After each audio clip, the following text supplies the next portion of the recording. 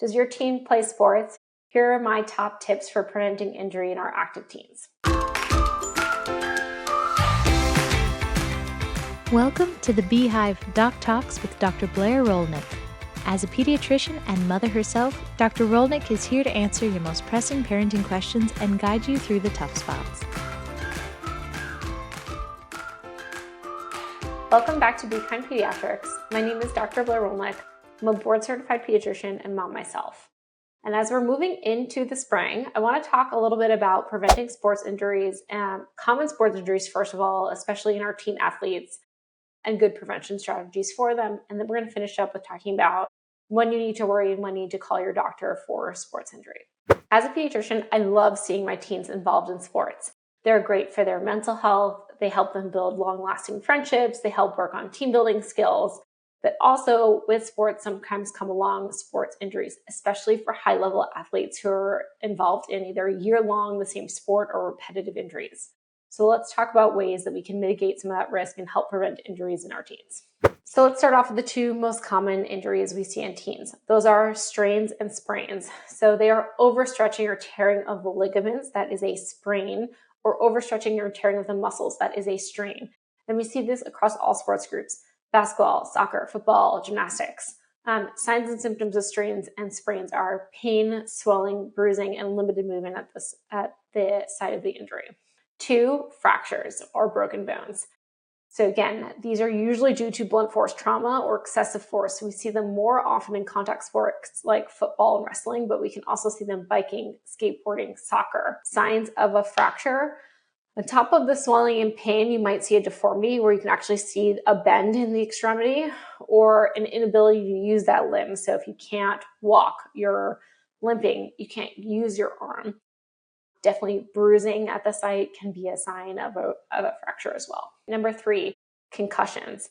These are mild traumatic brain injuries or from blows to the head. And we all think about this, of course, in football, but it can also happen in soccer with heading injuries, ice hockey, cheerleading, gymnastics, anything where you fall on your head. Signs and symptoms of concussions: headaches, dizziness, nausea, confusion, sensitivity to light and noise, not acting yourself. 4, and probably the most common injury we actually see, are overuse injuries, so tendinitis and stress fractures.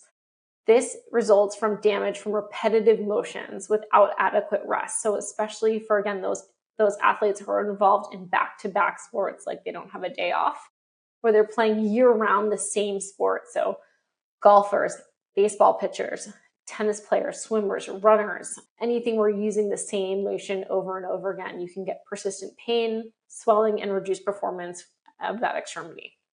2 less common injuries, but still common, are going to be knee injuries. So those are going to be things like ACL, MCL tears, bursitis, and patellar tendinitis. These are damage to the knee's ligaments or tendons. They are very common in soccer, football, basketball, and actually skiing. And signs of a knee injury are going to be pain and weakness or reduced range of motion of the knee, hearing a popping sound, bruising and swelling. Lastly, shoulder injuries. So these are things like rotator cuff strains and dislocations. A dislocated shoulder is going to look out of place. You're not going to be able to move it. It's going to be extremely painful. Rotator cuff strains are going to be a little bit less obvious. You're going to have pain and weakness and reduced range of motion, so not being able to move that shoulder in the same way that you are typically used to being able to do. These are common in swimming and tennis, but also basketball as well, and weightlifting. You can really, anything that you do, volleyball as well, are common ways to injure the shoulder or the rotator cuff. So we talked about common injuries. Now let's talk about ways to prevent these common injuries. So the most important thing is warm up and cool down. And actually the way that we were taught, like in the 80s and 90s, about warming up and cooling down have actually changed. And so now the recommendation is to start with dynamic stretching. That means things like doing jumping jacks, hip openers with hip swings, leg swings, something where you're actually moving as opposed to a static stretch, which is what we used to do, which is where you kind of like bend over and touch your knees. So it's actually better at the beginning of exercise to start with a dynamic stretch like a jumping jack. And then when you end your exercise, to end that with static stretching to help improve flexibility and reduce soreness. So start with dynamic stretches and with static stretches. So number 2, use the proper equipment. When you're playing a contact sport like football or ice hockey, make sure that you have a proper fitting helmet, that you have properly fitting pads, that they are in good condition, that they're not worn out and no longer provide the proper protection. So number 3, focus on core strength and conditioning. So especially if your child is involved in a sport that is more cardiac heavy, you want to encourage core and leg strengthening exercises. These core muscles help support your joints and ligaments to reduce injuries. So cross training is incredibly important. I've talked a little bit or hinted a little bit about having that child who is in the same sport year round. So for example, a child who plays ice hockey year round and is not engaged in other sports, they're at risk, A, from repetitive injury because they're using the same muscle groups, and B, they're not involved in enough cross-training of their other muscle groups to prevent injuries. So cross-training is a great idea. If it's not cross-training with different types of sports throughout the season, then adding in some cross-training that focuses on core strength and conditioning, especially those core muscles and big leg groups. So number 4, proper technique, teaching and learning proper technique. This is where our coaches and trainers come in big. So coaches and trainers are really going to have you emphasize and focus on safe movement patterns, correcting inappropriate movement patterns like lifting weights with your lower back instead of your core muscle groups, your legs. Teaching people how to land correctly to avoid some of those ACL injuries. Teens should really avoid overexertion and improper form. So somebody should be actually watching them and giving them feedback on their form and encouraging them to not go above what their body is telling them is their limit. So 5, this can't be emphasized enough. It's probably the most important thing: rest and recovery, prioritizing rest and recovery. So that means taking 1 to 2 days off, especially for teens who are involved in intense exercise, to rest and recover. That doesn't mean that you do not move your body or don't engage in exercise for 1 or 2 days. It means you choose activities that promote recovery of your muscles. So great rest and recovery, active rest and recovery include things like yoga, for example, taking walks, etc. And again, going along with rest and recovery, avoiding year-round play in the same sport to reduce overuse injuries, especially for younger children. Number 6, probably just as important as number 5, is staying hydrated and resting and eating well.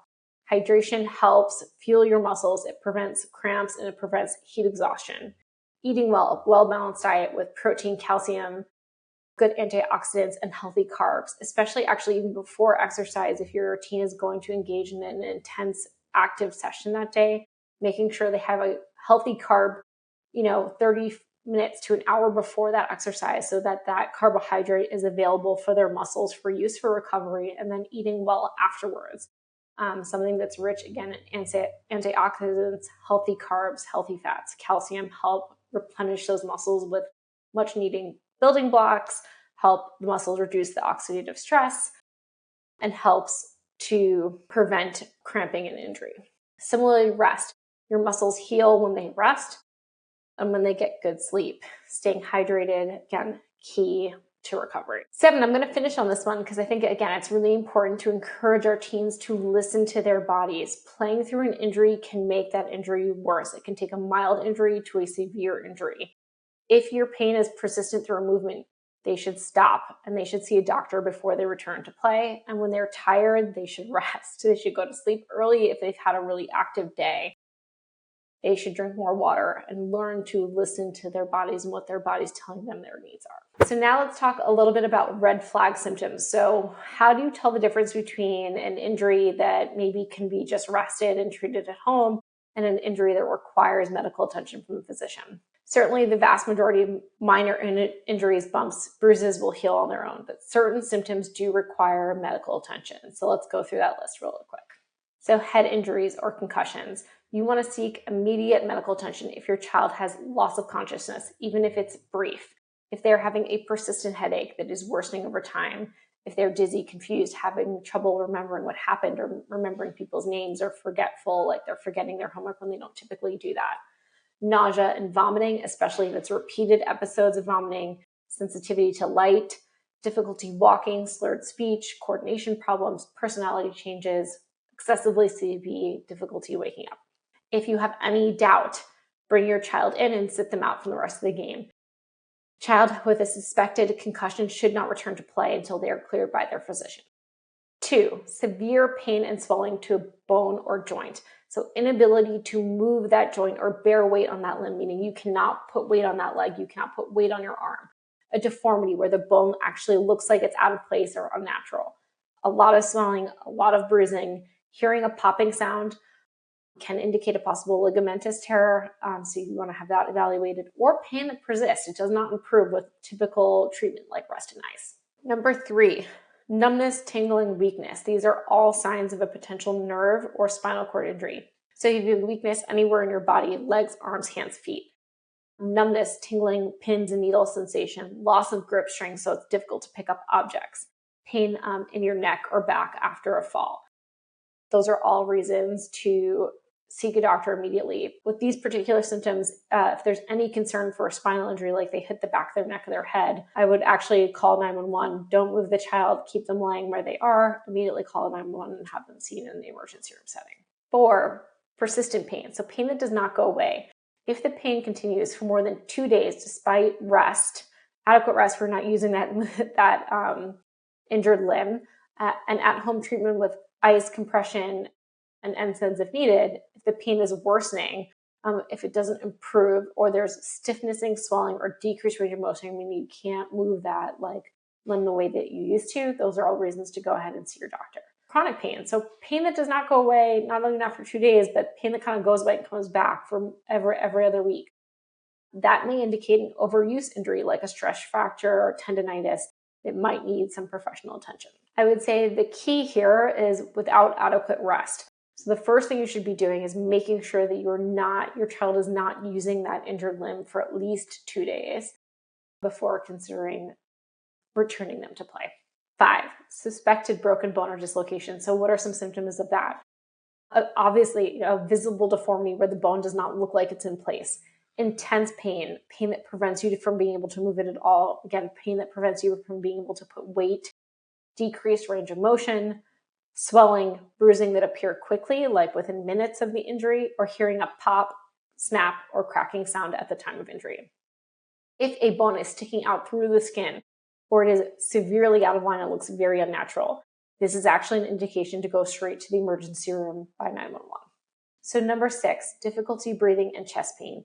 If your child is experiencing shortness of breath, wheezing, pain with taking a deep breath, pain with coughing, pain with movement of their core, a hard blow to the chest, or they are fainted or feeling dizzy after a blow to the chest, again, that is a concern for a serious injury and should probably either go to the emergency room or warrant a call from your doctor with a fairly immediate response.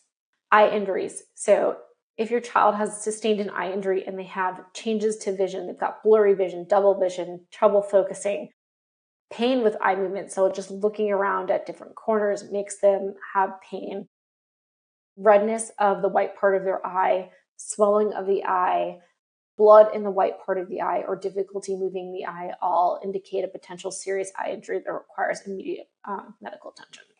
And then 8, fairly rare, but infection after an injury. So if your child sustains a cut, a wound, or an abrasion while playing a game and they have redness, warmth, swelling around the area, there's yellow-green discharge from the wound, they have fevers or chills, or pain that is worsening instead of improving, those are signs of a possible infection and you'd want your doctor to check out that injury. So, some final thoughts. If you're not sure and you're kind of on the fence whether you think your child needs to be evaluated by their doctor, it's always better to just get them checked out and not to ignore the issue. It's better to have been checked out and avoid the risk of a more serious injury. Encourage them to play safely, encourage them to use protective gear, make sure that these young athletes are listening to their bodies, and when in doubt, get it checked out. Thank you for watching the Beehive Doc Talks with Dr. Blair Rolnick. For more episodes and her practice, visit BeKindPediatrics.com and don't forget to subscribe for more parenting tips wherever you get your podcasts. This information is for educational purposes only. It is not medical advice. Always seek medical advice from a qualified physician.